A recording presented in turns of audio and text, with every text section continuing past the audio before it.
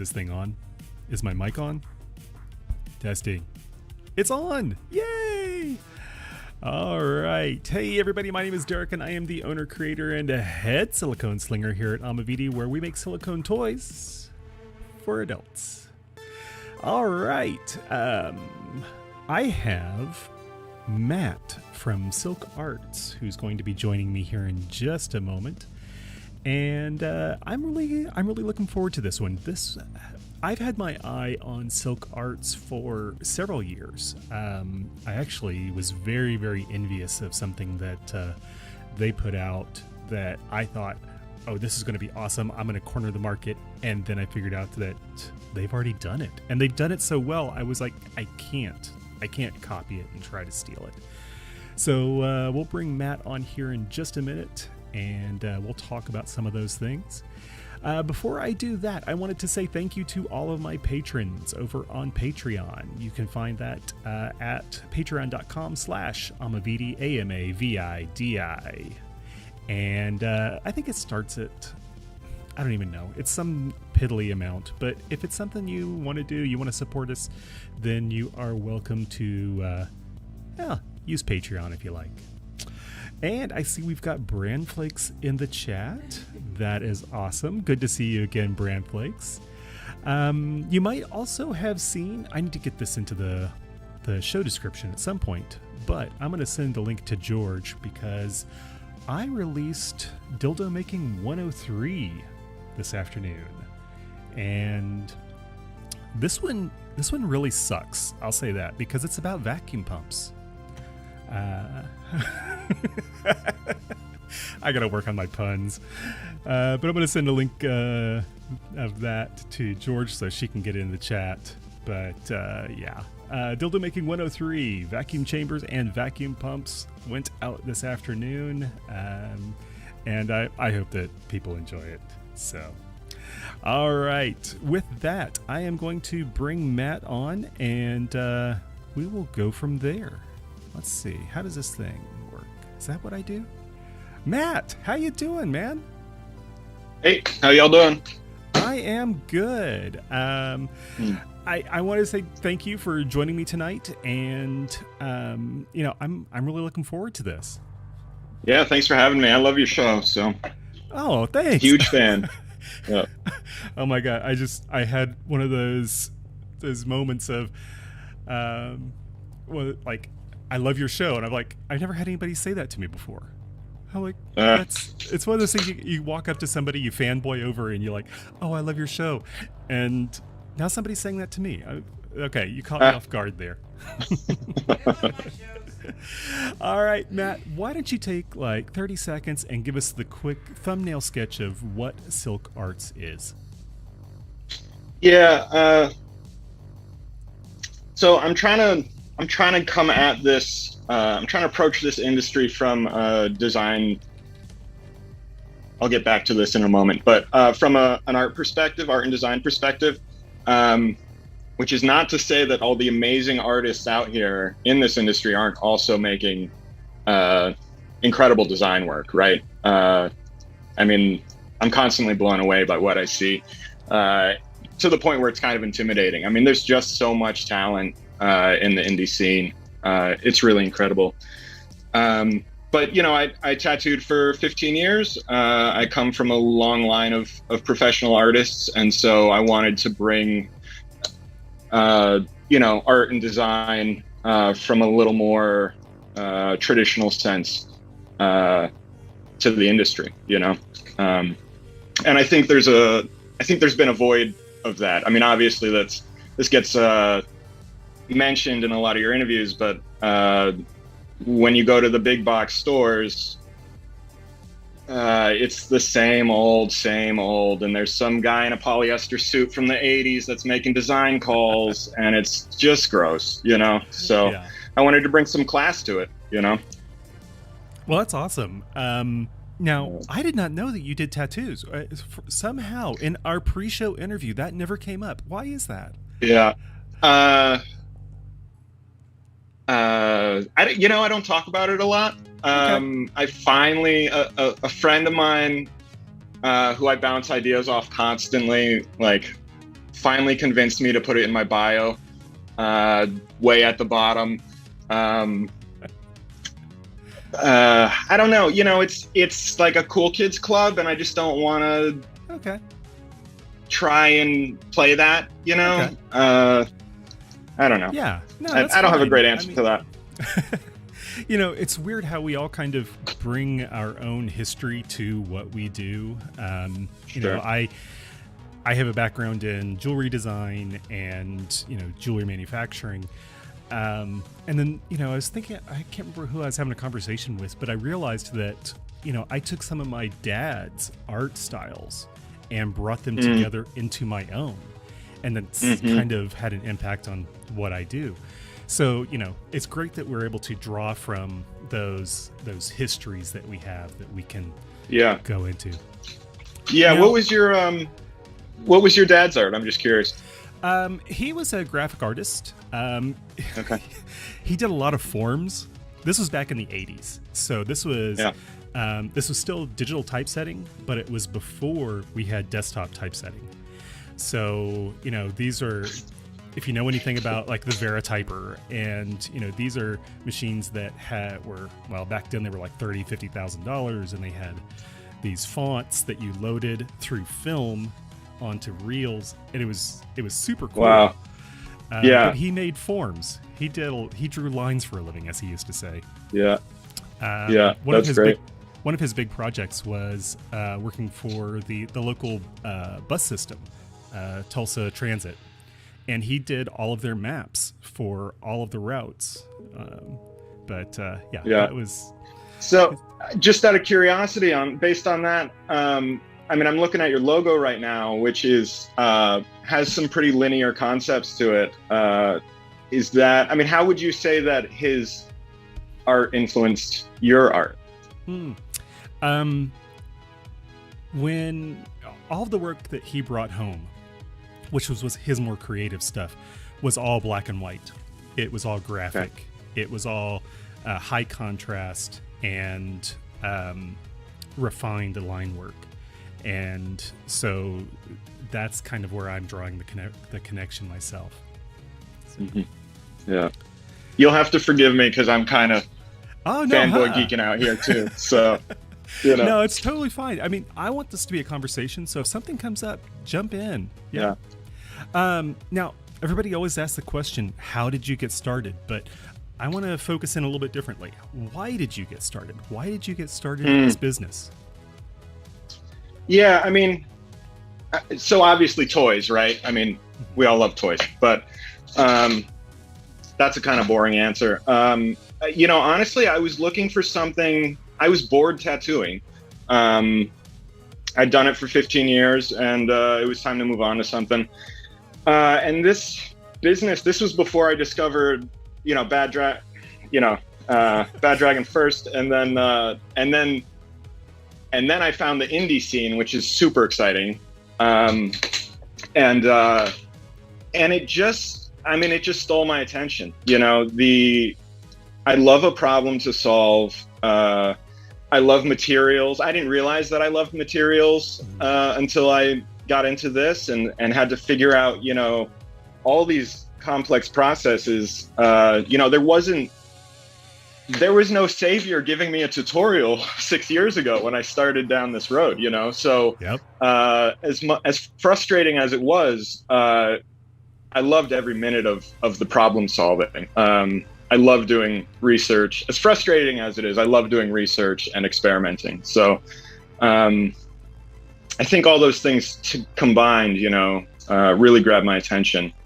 Yeah. So, it's, we all come to this, we can all say like how we, one day we were just like, oh, toys, I can do this. But then there's always that why, and there's always that question of, what is it that you're bringing to the table that nobody else has before, or what is it that you're doing that is different? And one of the things that I think is freaking awesome that you have been doing is your Silc Touch. Why don't you take a second and tell us, number one, what that is and where the idea came from? Yeah. I love that. I love this project. There's a lot of these sculptures. A lot of the sculptures I've worked on, I love, but I'm in love with this project. I'm an able-bodied guy. I was sitting around with some friends having a beer, and we were talking about where to take this project, you know. And when it comes to business, I'm often looking at what's in the market to figure out what's not on the market, you know. I don't want to make another dragon toy, you know. It's been done phenomenally. Okay, I do kind of want to make a dragon toy, but it's a little lower on the list for me. And I'll get there when I get to it. So the Silc Touch is I was sitting around chatting with some friends about where to take the business, talking about how to get creative and fill niches in the industry. You know, making an accessory to make accessible toys came up in conversation. You know, the next day I go on the internet and I'm like, well, there's got to be a million. This has got to be a stupid idea, right? Because it's so obvious. It's got to be done. Somebody nailed it. I couldn't find anything. This was 6 years ago-ish, maybe 5. And so there was a few things, you know, some grinding pads or back cushions, whatnot. So definitely helpful accessories, but very limited. The concept got put on the back burner. Life got in the way. I moved, etc. I came back to it. I figure somebody's already fixed it by now. Still, nobody's done this, you know, done anything about this. I can't believe it. So this is the. Yeah. I'm trying here. This is the Silc Touch vac lock handle. Yeah. Is this better? Yeah. Yeah. Okay. And so, you know, it allows an ergonomic grip to put a toy, hopefully, where you want to put it. I've got a model with a vac lock attachment, and then I've got one with a suction cup platform.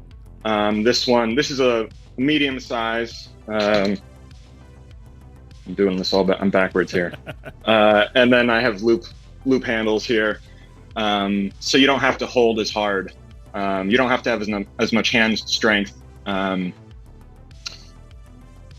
in itself was, I think that was a year in prototyping just because I was so busy. But, you know, again, getting back to materials, brand new material.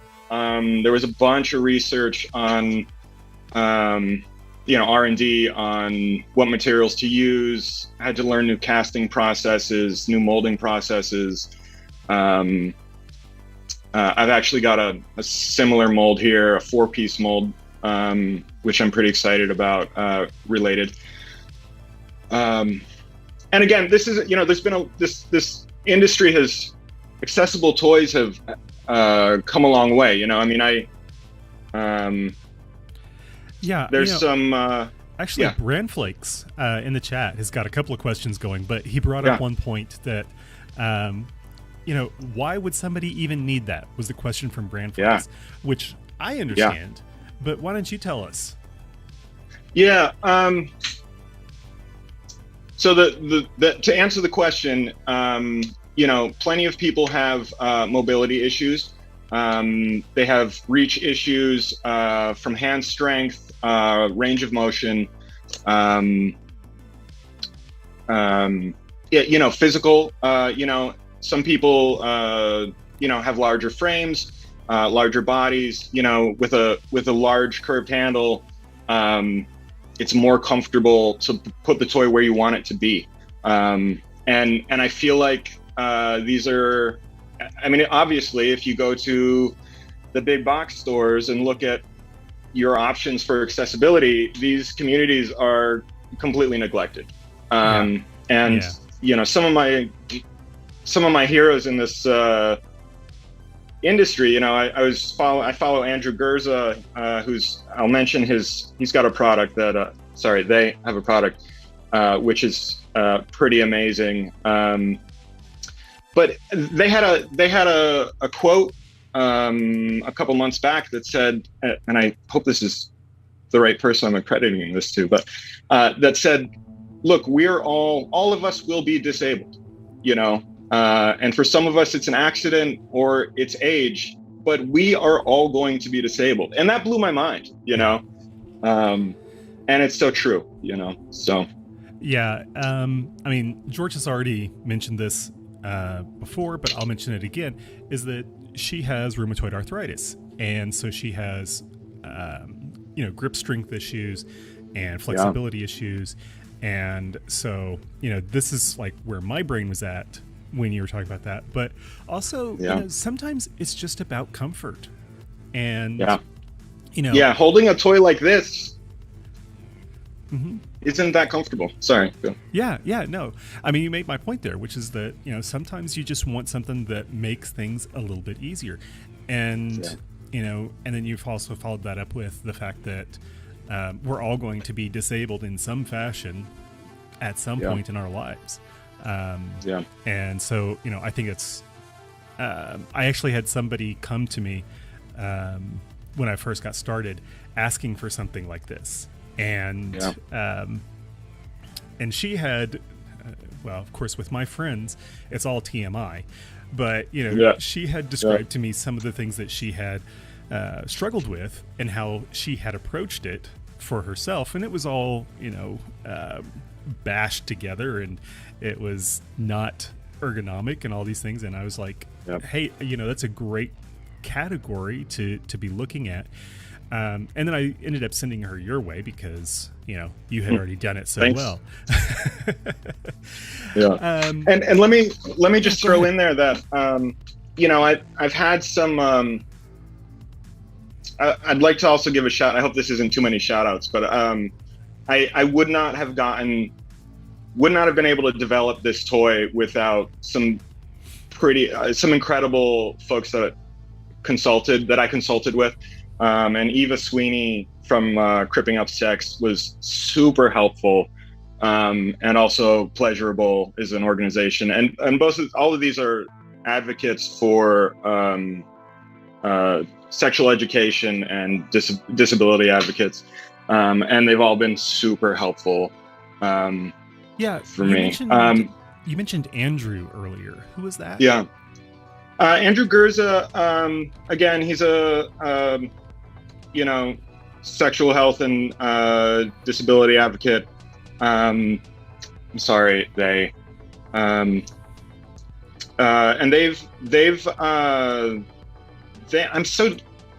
I have a crush on this design. It's so innovative. They made the bump-in joystick. That's BUMPN. And you know, again, it's for folks with some limited movement, and it's just a wonderful design. And the joystick, it's called the joystick, and it kind of looks like an old school joystick. It's awesome. It's from the old Atari days. Are we talking like? Yeah. Oh my god. It's great.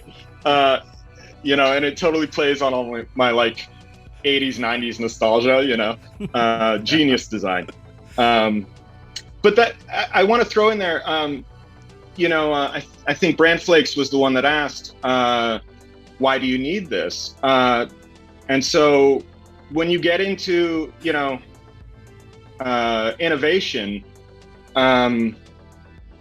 it's a double-edged sword. So, can you hold that up one more time? Yeah. So, you know, innovation is a double-edged sword because nobody knows they need it. Yeah, it's, you know, if you make something brand new that nobody has seen, you're rolling the dice, you know. And for the other makers out here, you know, I mean, that's where the potential for growth is, for sure, and that's where the potential for a beautiful concept to just collect dust is also, because I have to explain to people, this isn't just for folks with mobility issues. I when I was testing this, I tested it with I had some of my able-bodied testers try it, and they were ecstatic, because it's just a better way to hold a toy. You get a more realistic range of motion. It's just a better, it's just a better product for some people. It's not for everybody, but right. To riff off that idea, there's the old joke of, Henry Ford, and, if he said, if I'd asked people what they wanted, they would have said a faster horse. That's right. That's and, right. He ended up coming up with a car, and, what that led to. But you mentioned testers. How do you go through the process of testing? I love my testers.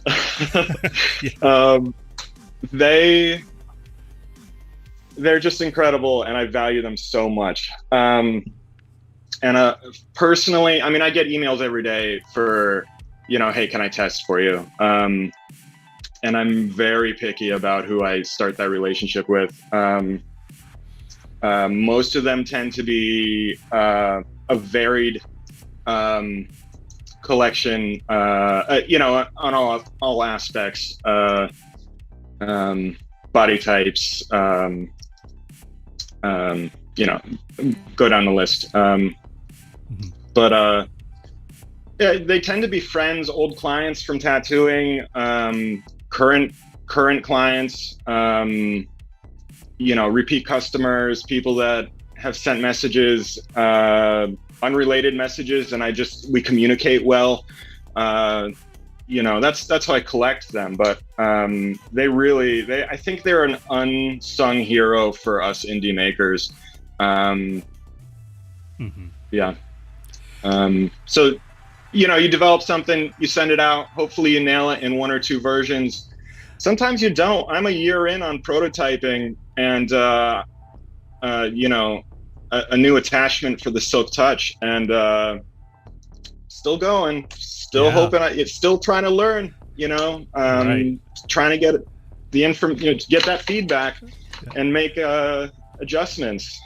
Sometimes it takes a while. So I want to interject here. Brandflakes has one more question. What's your favorite aesthetic Silc Arts? Is it organic or non-organic? Oh, this is an interesting question. Are they asking from the tattoo world? Because that's a thing. Well, I think. Yeah, go ahead. So I've got a rose plug here. So that's organic. I love these little guys. They're adorable. I love how you play with that idea of the rosebud. Yeah. Trying to take literal things and turn them into dual. Take shapes and turn them into dual purpose. Some of my other ideas are a little less straightforward, but I like that play for sure. Yeah. I kind of looking at your pieces, it definitely lends itself more towards the organic side, if not a little bit abstract. Because I don't see anything that is realistic.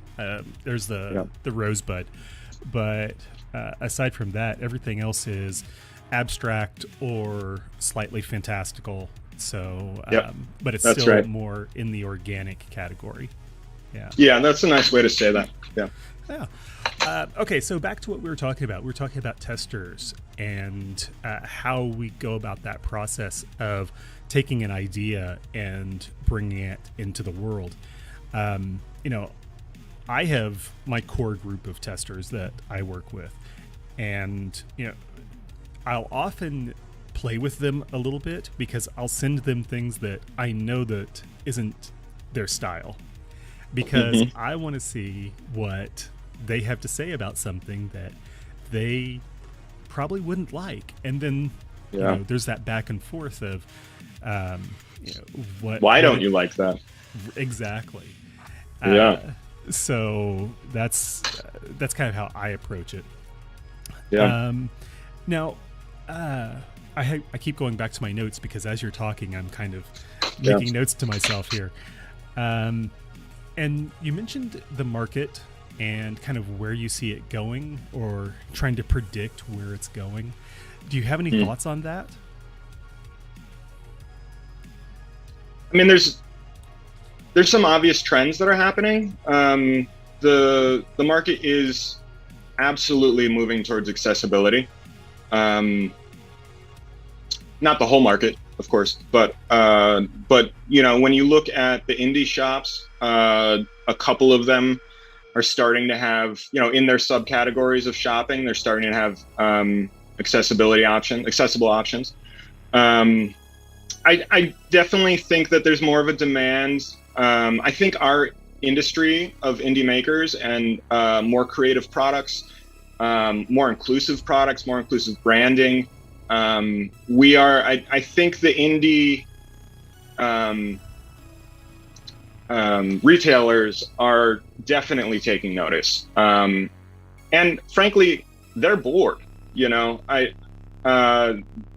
the target demographics, I think, are frankly bored.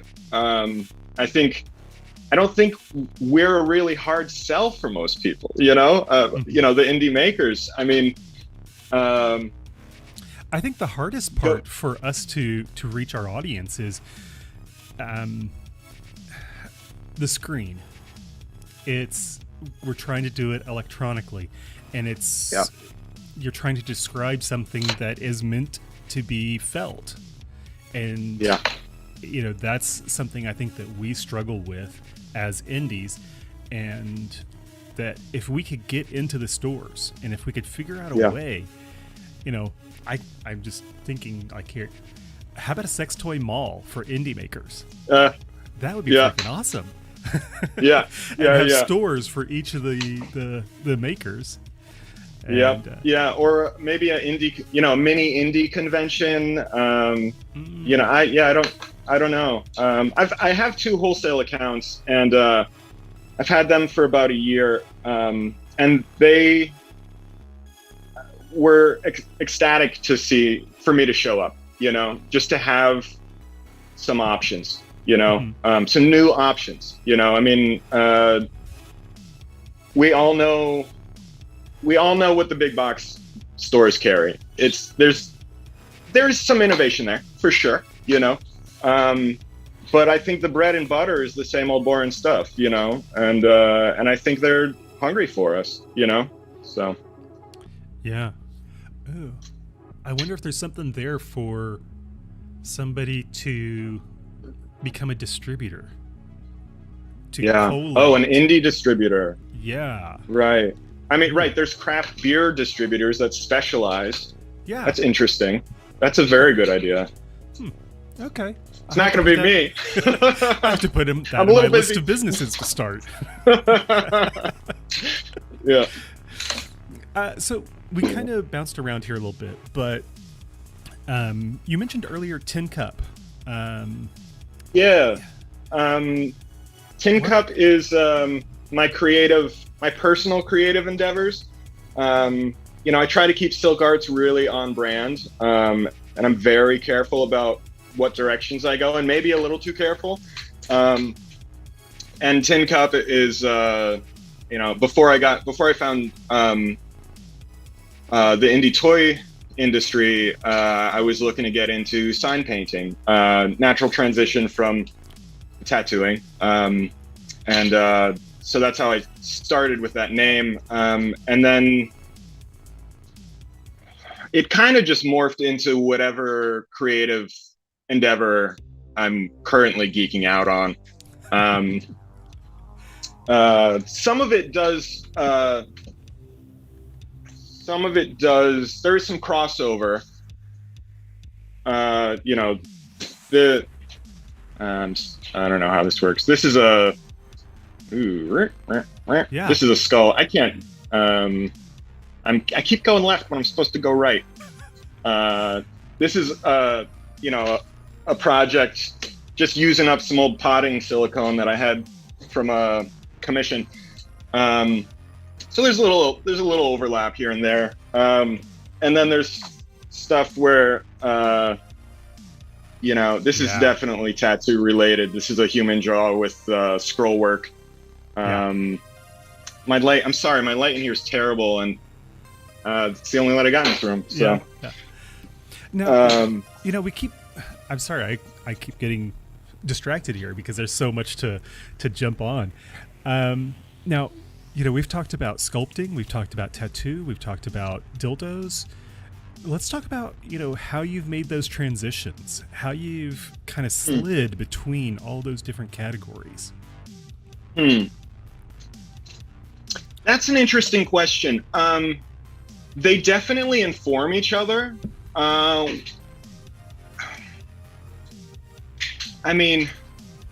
There's some obvious stuff, right? Like this is my packaging.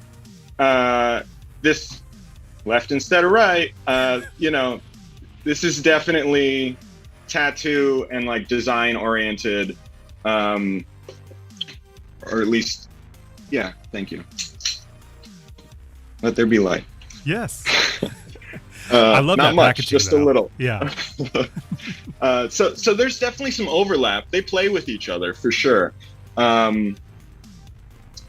you asking professionally or just interest-wise, or? I think it's a little bit more interest-wise in how they kind of inform each other, in the sense that you've had these what seems like very smooth transitions between these styles and these ideas, and I'm kind of curious what the person is behind that makes that kind of transition possible. Yeah. I try to keep an open mind, I try to find inspiration anywhere. I like to find problems to solve. I like to find beauty.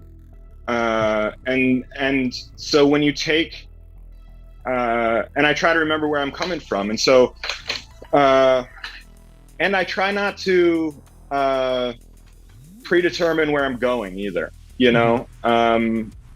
which is a lot. I mean, that's a whole jumble of words, that's a lot to balance. But, when I get some inspiration for, when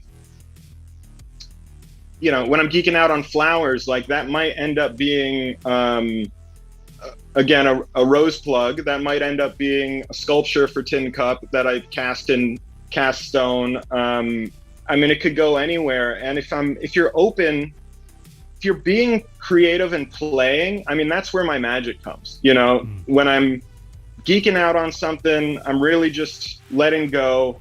And then you can be fluid like that and kind of bounce around.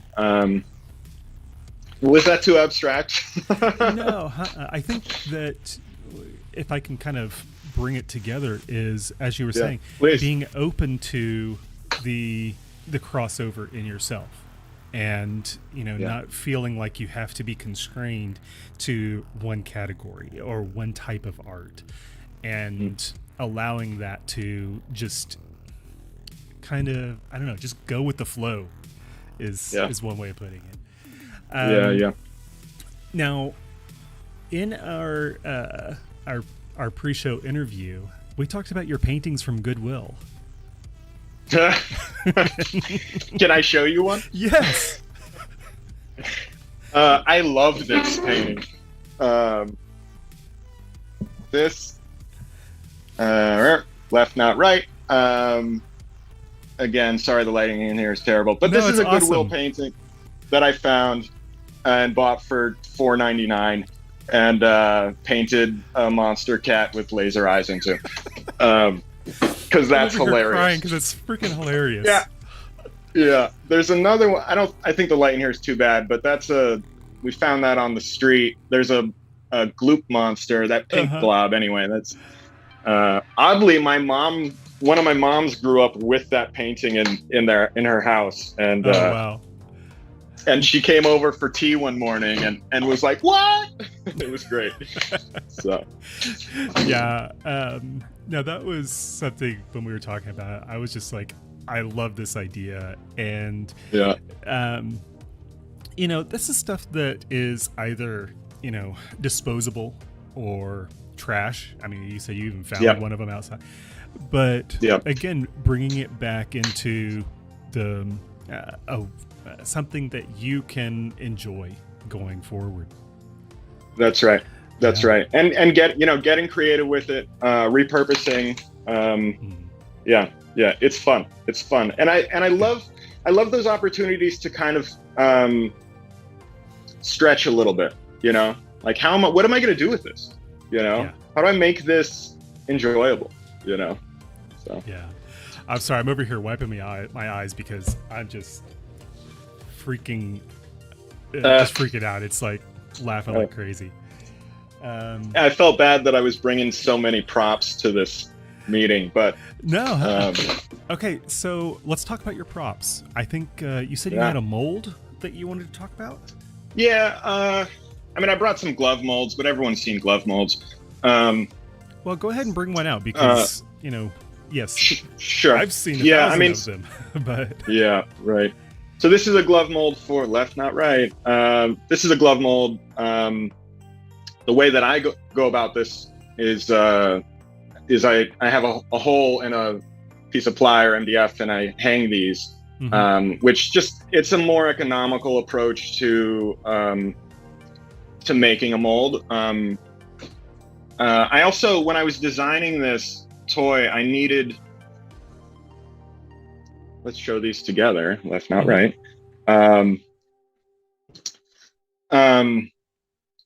I needed, because of this bulbous, because of how bulbous that end is, I need a lot of flex to get it out of the mold, right? And so that was part of the molding process, was figuring out how to do that, right? A lot of folks use solid block molds, right? One-piece block molds, and you're just never going to get something bulbous like that out. Unless you use a really soft silicone, and then sure, your production lifespan is right, a fraction. And you see those demolding videos, you come across them once in a while, and they're like, you know, I mean, it's a workout, you know.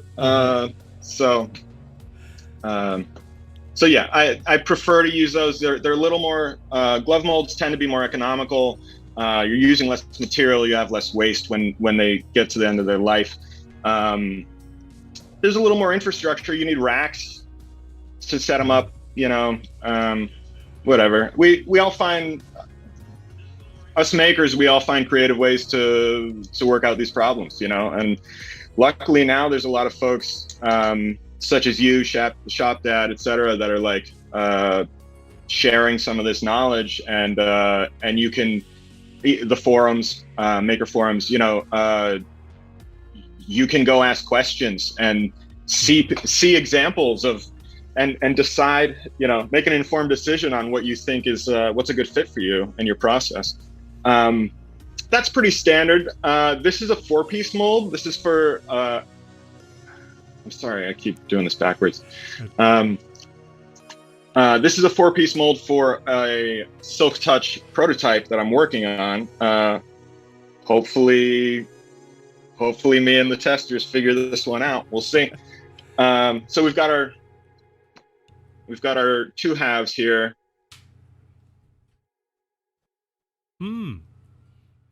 So this is a 4-piece, and again, you know, I got a couple casting heroes that I've gotten tips and tricks from, but a lot of this I had to just figure out from trial and error. Yeah. And so we've got our, we've got our 2 pour spouts at top, and then this is a resin insert, and you'll see that this end corresponds with this end, right? And so that's how I make these. This took me a couple iterations to figure out. And then the bottom there is I'm working on a vibrator holder. Okay. Might turn into a grinding pad with an optional vibe holder. The vibe might get nixed and it might just turn into a grinding pad. We'll just see how what the testers have to say about it. Not all your great ideas work, That's just life. Yeah, it is. And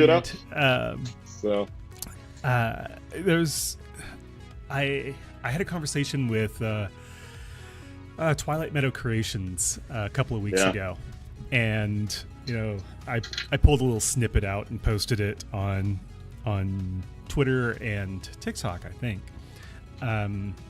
But we were talking about fails, and you just said some of your best ideas, they just fall flat, either because of you overlooked something, or what have you.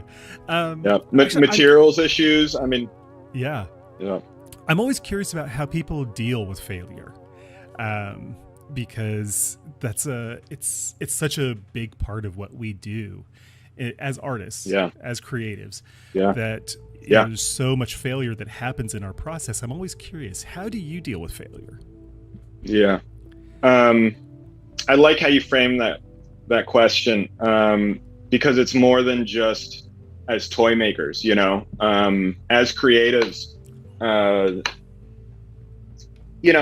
if you're taking risks, and you should be taking risks, then you will fail, What do you do with that failure? On a personal level, I on my good days, I pick up and I get back to it, and there's, this vibe holder attachment I put down for 6 months, 9 months. I just haven't, I'm 3 iterations in, I'm on V3, 3 molds. These things are probably $60 in material each, easily. They were, now that, my mold rubber has gone up. I think my spreadsheet said it was 68% in the last 4 months,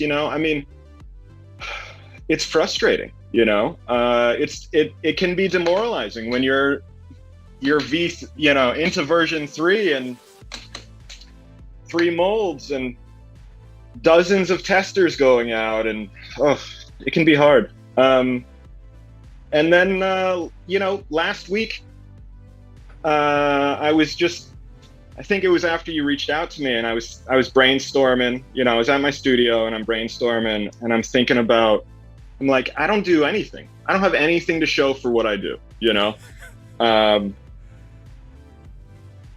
then this project popped into my head, and I was like, well, that one's pretty cool,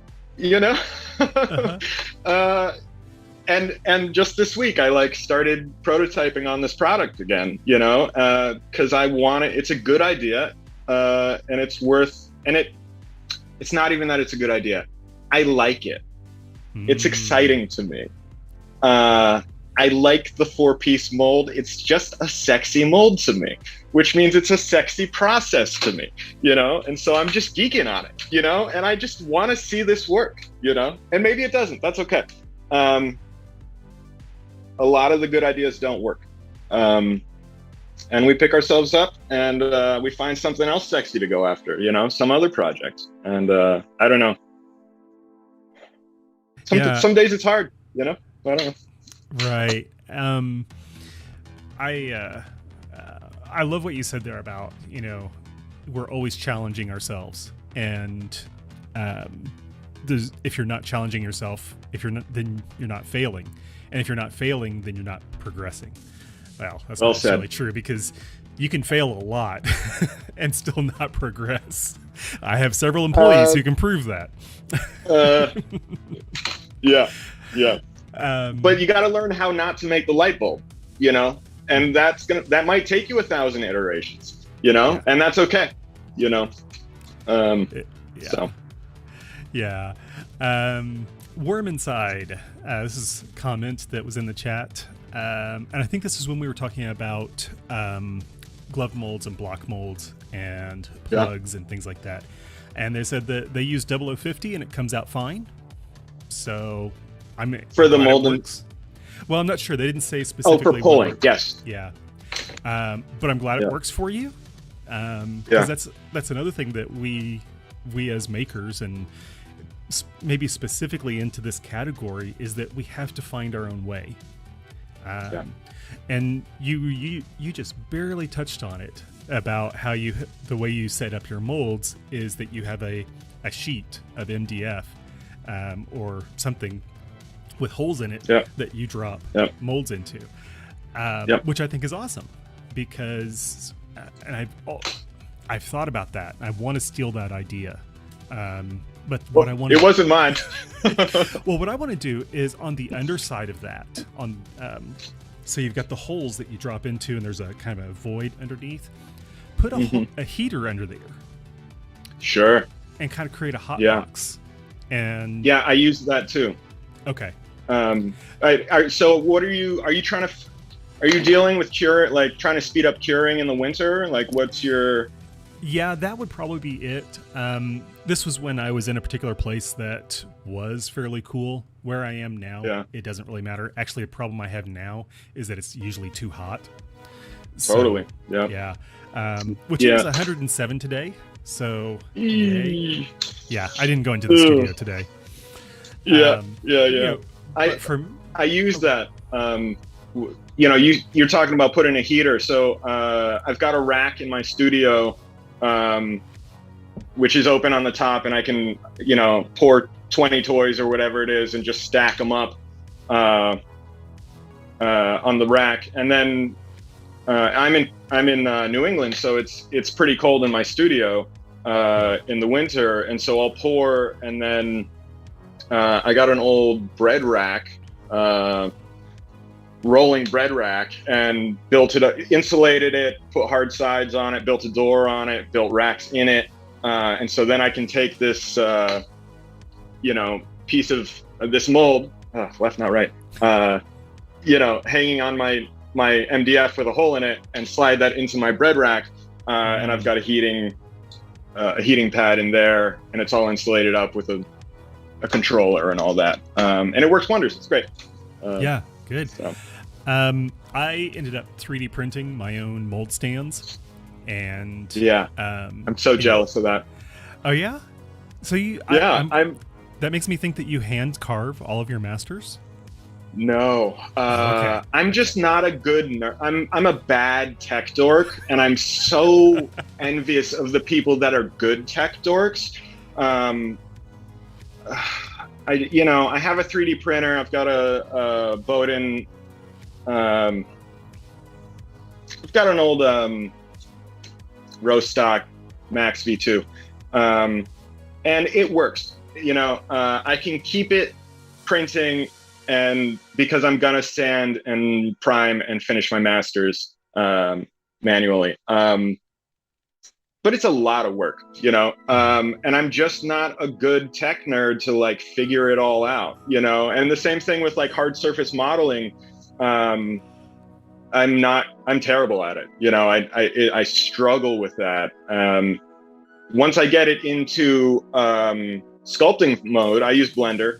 Once I get it into sculpt mode, we're off to the horses. I'm good, because my mind works with brushes and carving tools, but parametric modeling, I don't even know what that word means, man. I don't know. See, and I'm kind of the other end. I can't get Blender to work with my brain. My brain does not Blender. But Fusion 360, which is purely parametric, I love it.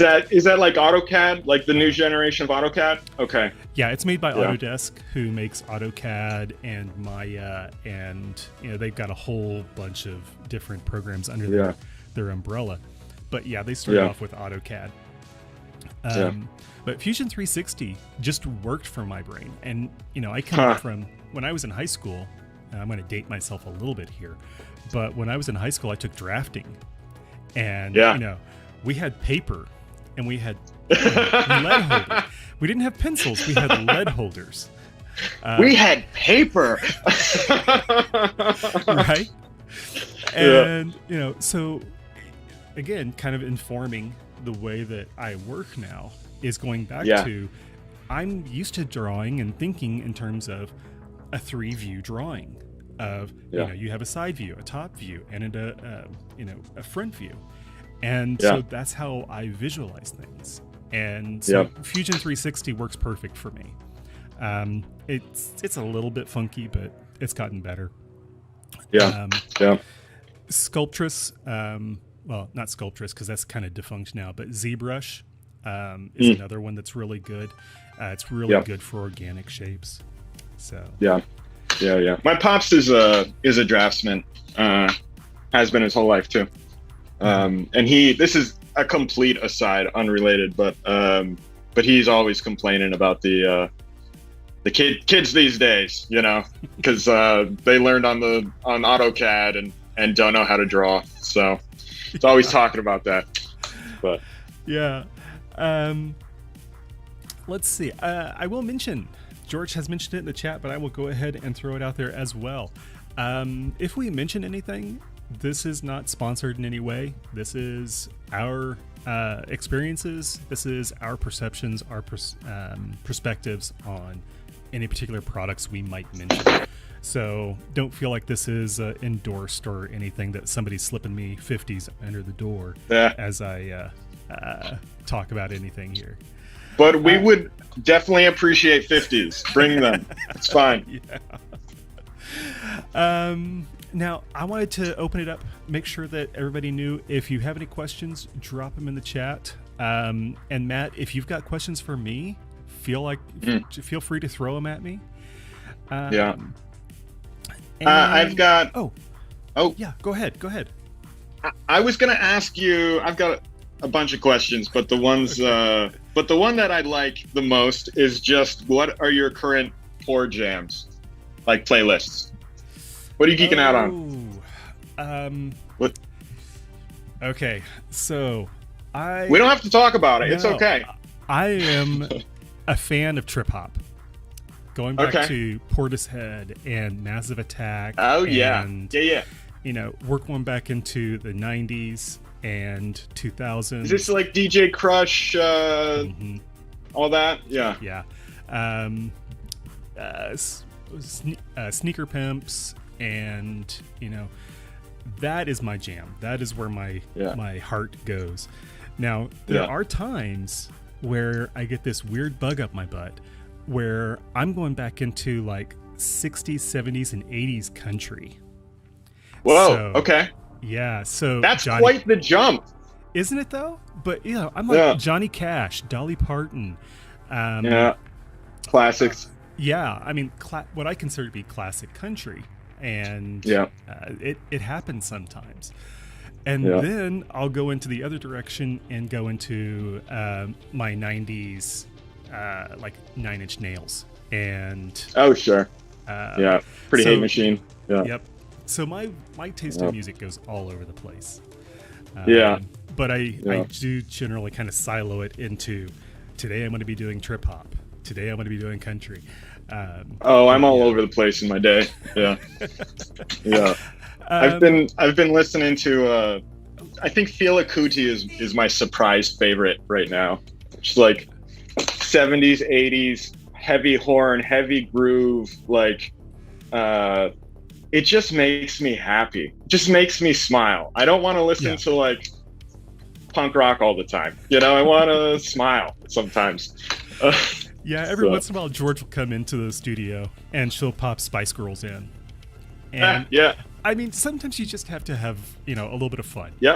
And Spice Girls are nothing but fun.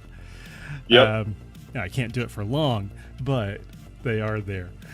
Now, one of the questions you asked me in our earlier conversation was about flops and how we deal with those. Do you want to take a stab at that and then I'll come at it? I mean, part of this is rhetorical, right? Like, what do we do with the box of shame?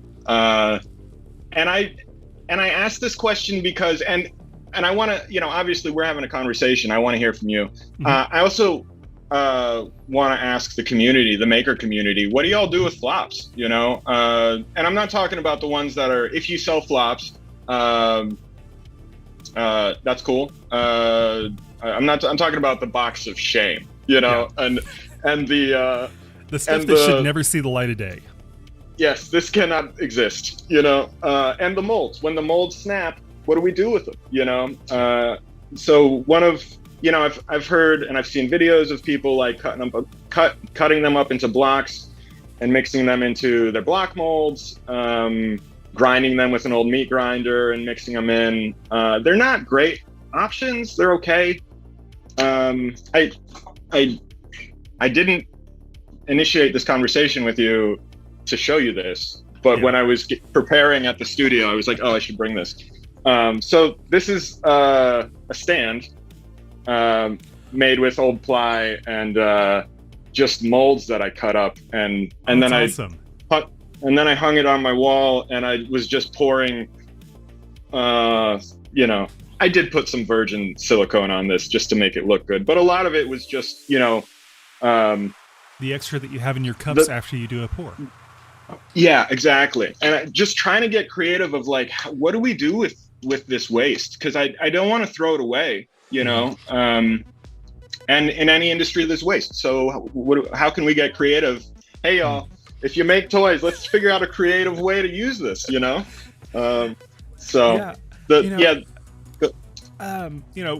I have my perspective in terms of, I want to be as kind to the environment and the world as I can be. Now, I chose not to have kids, and so I figure I'm doing pretty good by the world. But on the other hand, there's no reason to do any more damage than we need to. And I would love for us to figure out some way to, create some kind of a, maybe even a depot where everybody ships their shredded bits, and then we can turn it into something, or give it to a silicone recycler or some sort. Because the size that we are, we really don't have the ability to make it worthwhile. But, one of the things you asked me earlier was about whether or not I sell flops. And I chose not to. Or if I do, they're very, very specific. They might have a warped base or something like that. But on my website, I do have a section that's flops and experiments. And in there, it may say flop because of color or something like that. Those are the kind of flops that I'm okay with selling. But if it's something that actually is unintended, that's kind of the way I'll put it, is that it didn't come out right. I have chosen not to sell those kinds of flops because I don't want there to be products out there that could get on the secondary market, and people would see that as my work. And it's not that I would be embarrassed by it, but I wouldn't want them to expect it to be firsts. If they knew that it was a second or a flop or something like that, I'm okay with that. And but you can't control that. Exactly. You can't control how it's perceived by somebody, or not perceived, but presented by somebody else on the secondary market. And so I just made that choice not to. And that's just how I chose to do it. Other folks have. Yeah, that's noble. Have gone a different direction. But I use glove molds for everything that I do, and so shredding them is not an option. And when I develop my processes, I am developing them in such a way that they're very documented and they're very structured. And then when I hand it off to an employee or somebody who's going to be doing it, they can follow my recipe. and it's going to come out just fine. So I'm kind of big on documentation as much as I can. I'm bad about it, but I like it. I have another question I want to ask. It doesn't need to be now, though. Okay. But I brought it up, so let's go. Do you have any surprise favorite tools? Something you didn't expect to love, but you can't live without? A cuticle trimmer. I just discovered that, like, last month. I've been using a cuticle trimmer for last couple of years, and it just makes trimming bases so easy. Even soft furnaces? It is trickier on soft furnaces. I can't get them to work with soft. Once you get down to 0050, it starts to get kind of wonky. Below that, and it gets a little squishy. But at that point, you can pretty much just squish it down on your countertop and use an X-Acto blade at that point. Right. The other one is a crock pot. Do tell. So whenever I pull something out of the mold, it goes into my crock pot, and it does that final curing, so I don't have to wait. It's and it's not necessarily that you have to wait a really long time for that final curing to happen, but throw it into the crock pot on low. I call it my hot pot, but crock pot on your low. Instapot. Yeah. Crock pot on low, and you throw it in there for a couple of hours, and it's like it's had a couple of days to finish curing. Oh, that's a great tip. Do you have it filled with water or no? Yeah, with water. Okay. And then those are my two big ones. Mine is an air chuck on an air compressor. I had an I was building walls at my last studio and with a nail gun, and then the compressor was kicking around and I had air bubbles, and I was like, I don't want to blow on the base of this, and picking them out with a toothpick is hell. So, and it occurred to me one day, I was like, I got an air chuck and a compressor, and I love that thing. And again, it might just be that it's like a sexy, I like tools, and it's a sexy way to resolve a problem, but tell everybody what an air chuck is. It's just, you've got an air compressor, you have a line for the an air hose, and the air chuck is just a grip with a little knob, and you depress the button, and it shoots out air. You need to be careful not to send out too much air, because you'll be very unhappy. So be careful. But I love that tool. And the other thing I use it for is if I'm building a glove mold on something, or if I'm hand building a mold and layering it up, then you can gently drizzle your silicone down, and then you can blow it around your master and work any bubbles out. Those ones that hide in little crevices and you can't really get them out, you can just gently blow them out and work them through the master. I love it. I've suggested this to other people, but it's not something I've had to use in the past. If you've ever got a toy that's in the mold and you're trying to get it out, what about using an compressed air with a nozzle on it to shoot it down into that mold and pop it out? I think that's where I got that idea from. Now that you say that, I think I saw a tour of Doc Dongle's factory. Thanks, Shot Dad. And for the name, not for the. Anyway, and I think I saw a clip of that. I think I was like trying to find behind the scene videos of like how do the big boys do it, and I think I saw that being done. Never tried it. I don't know. My designs don't really lend themselves to that too much, so it hasn't really been an issue for me. And with glove molds. Yeah. George reminds me about, we also use makeup brushes for, well, I use them in a little bit different category because I do resin casting as well. I wanted to ask you about that. But using makeup brushes to put pigment onto your molds. And with resin, nice thing about doing that is that the pigments actually act as a mold release. So you brush down your mold with your pigment, and it actually turns into, that becomes your mold release because it sticks to the surface of the resin.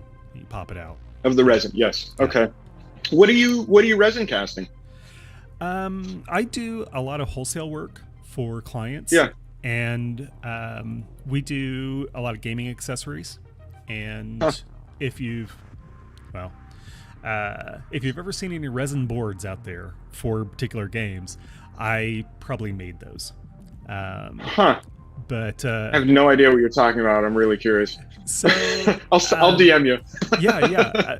The long story short is that there are certain games that you need to be able to track certain states and certain debuffs or things like that.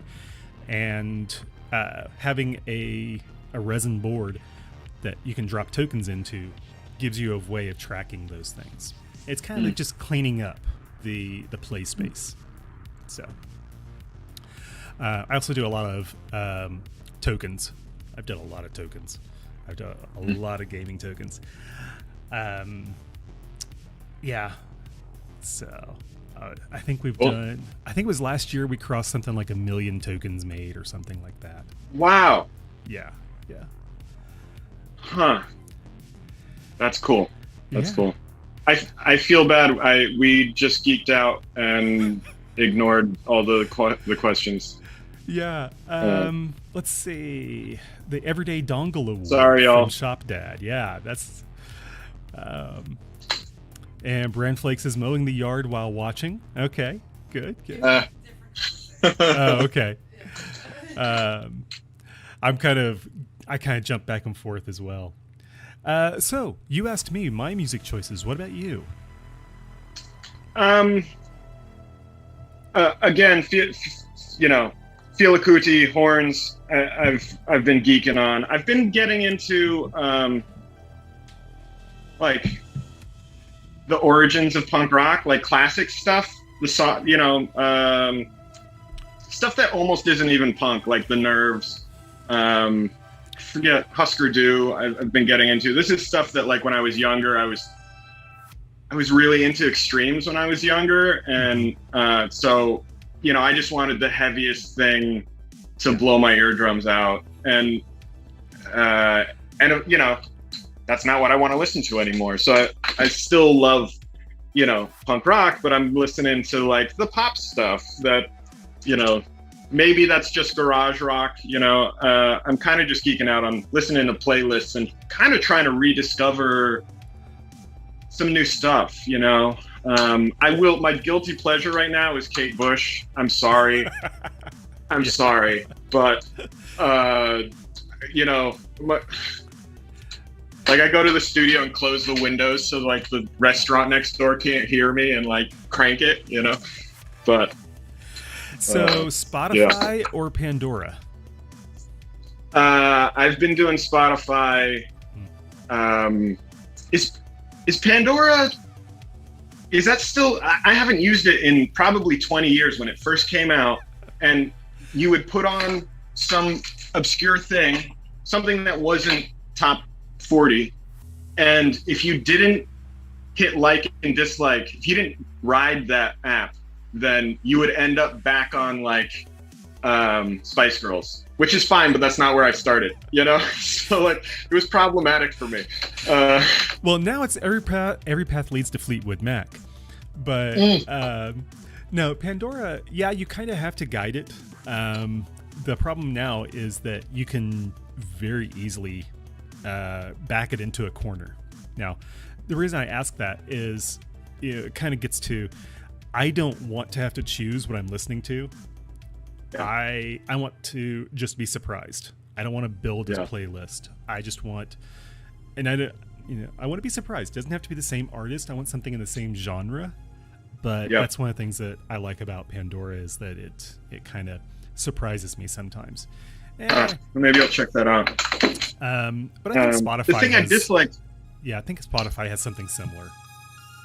I feel like Spotify sometimes leads me down the same road over and over again, and that maybe I'm using it wrong. I don't know. I'm not pleased about that. So, Yeah. whatever. So did we cover everything yet? Yeah. Because I know you had a mold. You had some. Well, you had the two molds. You had your glove mold and you had your 4-piece mold. You had the Silc Touch. You had your plug. Did we cover all the things that all the visual aids that you brought out? I think so. I mean, I've got a few extras, but they're redundant. I think that's most of it. I will say that I'm just as a quick side note. I'm really into these molds. What I call a mold. A mold for making molds. And I made this a couple years ago because I'm so bad with parametric modeling. And so this is my analog response to it, which I'm embarrassed of, but I think it's good to, I think, in the guise of, that's the wrong word. In the interest of sharing information, this is an analog way to make a mold, which it's not great. But anyway, so this, that's not right. Okay. This is a mold. This is a glove mold that was poured inside of the mold. And then the original and this was made on top of the original master with a base plate with registration marks in it, right? So that it lines up exactly into the base of this. I put the mold on the master lined up with the registration marks, seal it up. I can pour a mold in 7 minutes or something. Okay. Which is cool for reproduction. So, if my mold breaks, I can blast one out pretty quick. Now I'm so jealous of the folks that are good at this. I see people making a master and then they make a mold for it and it's all 3D printed. They're beautiful. They're perfect. Yep. It's just night and day. It's beautiful work. Shop Dad and I were talking after the show last week and we ran out of time and there was so much more that we wanted to get to. But we're talking about getting together again one more time and getting to some of those topics. And one of them is about molds and mold making. So that would definitely be one that folks should keep an eye out for. Yeah, please do that. Yeah, I mean... Please. Yeah, I've seen some folks who do that, who they create a mold shell that they can cast around or cast through. And it's definitely something I would love to be able to do, but I have my process and it works. Yeah. So let's see. I'm checking to see if I've got any other questions, and I think I've covered everything that's on my list. Does anybody else have any questions? We're going to throw it out there to the audience. Molds are a great middle ground. Yeah. Some folks have done kind of like mother molds, but that's a totally different category in the sense that the mother mold is there to give your glove mold structure as opposed to producing new molds. So I mean, indispensable, but yeah.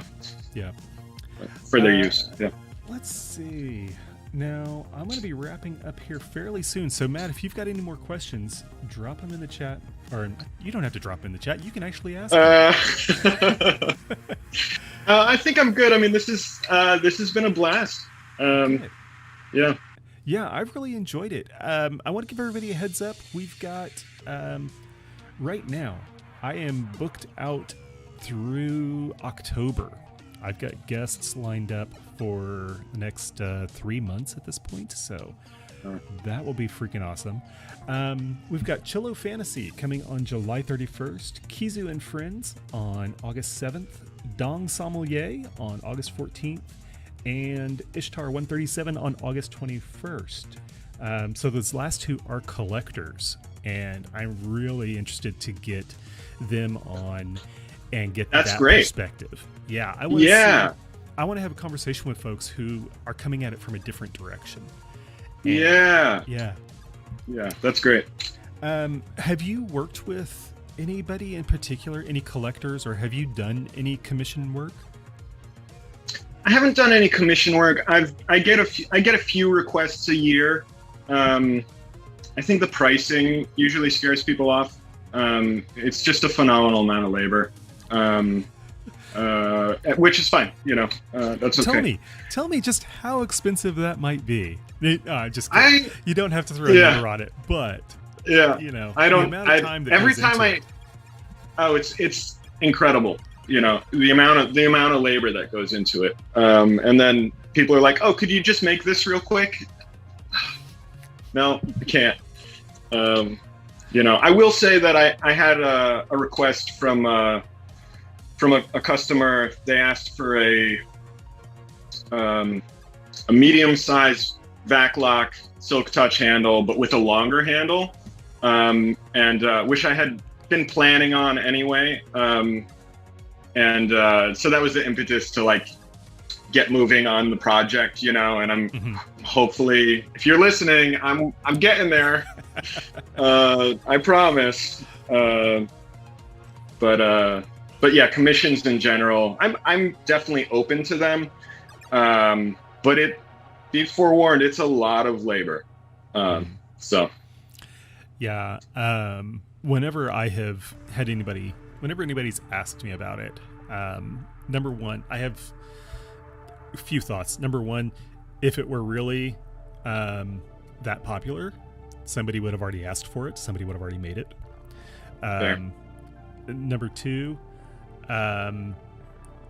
you're going to spend anywhere from $1,000 to $2,000 easily, based on the amount of time that it's going to take me to do it from start to finish.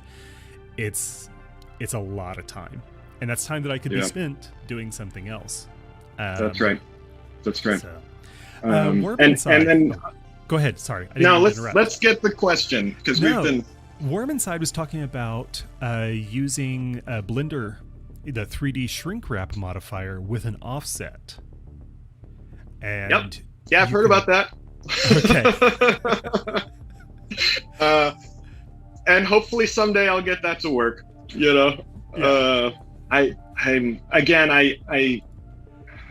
It's just not how my head works. It's just not how my head works. And at this point, I'm still trying to learn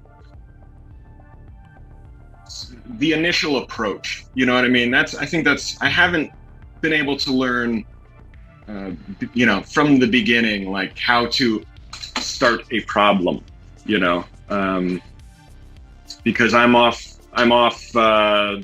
doing sketches and mock-ups, and I'm a classic artist mind like that, So thank you for the reminder, and I will look into that again.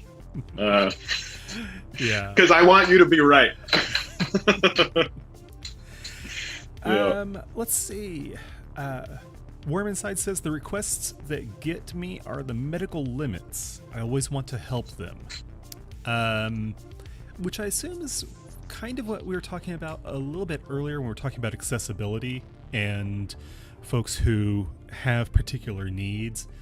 And I think that's a really hard category to say no to.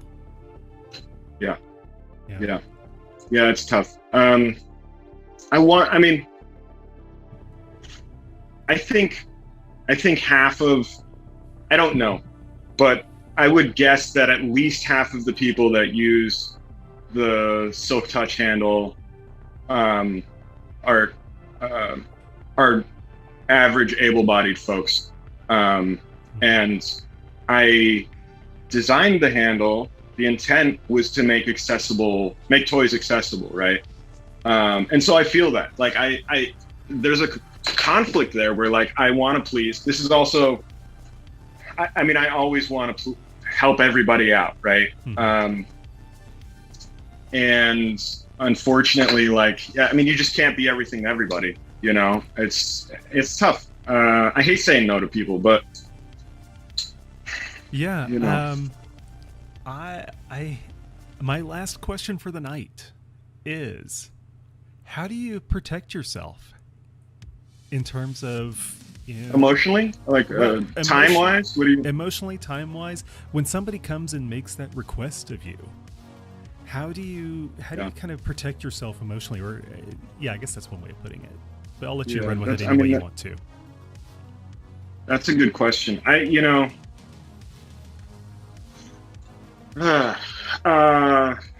have to be good to you.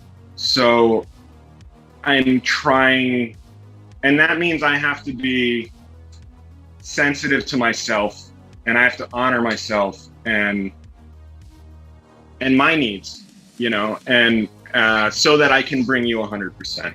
And sometimes me doing that means that I have to say things that don't make people happy, you know? I don't know. Is that the right way to say it? I don't know. I mean, think that you said it so well just in the very beginning of that, which is that I have to be good in order to do good for you. And, you know, if I'm not good, then I can't do well for you. And that prioritization of making sure that you have taken care of yourself to the point where you can take care of other folks is something that a lot of folks should probably grab onto a little bit more. Yeah, and it's not easy, you know? Yeah. Well, unless you have anything else, I am ready to let you go on with your evening. Well, this has been great. It's been the pleasure has been mine. Thank you so much. Oh, I've totally enjoyed it. Worm Inside had one last comment, which was they were working with a customer to make some changes due to medical issues, and then the customer dropped out a quarter of the way in after seeing how much I put it, how much it took. Yeah. Right. So, I mean, does that mean that they got left standing with an unpaid bill on labor? You know, I mean, it's unfortunate, you know. And I understand both sides of that. I'm not throwing shade on any of it. It's just, it's a complicated question to answer, you know? It's just a lot. It really is. So, well, Matt, thank you so much. Hang out for just a few more minutes. I'm going to do a wrap up here real quick, and then we will get out of here. Yeah. And thanks, y'all. Thanks. Say goodnight, everybody. Bye. All right, so that was Matt with Silc Arts. Definitely check out their website, SilcArts.com, and you can find them on Twitter as well as Instagram at SilcArts, and it's SilcArts. And, you know, like I said at the beginning, this is a company that I have had my eye on for years because of the Silc Touch and the fact that they have made things accessible to everybody, no matter who they are. And with that, I am out, and I'll see you next week. Bye.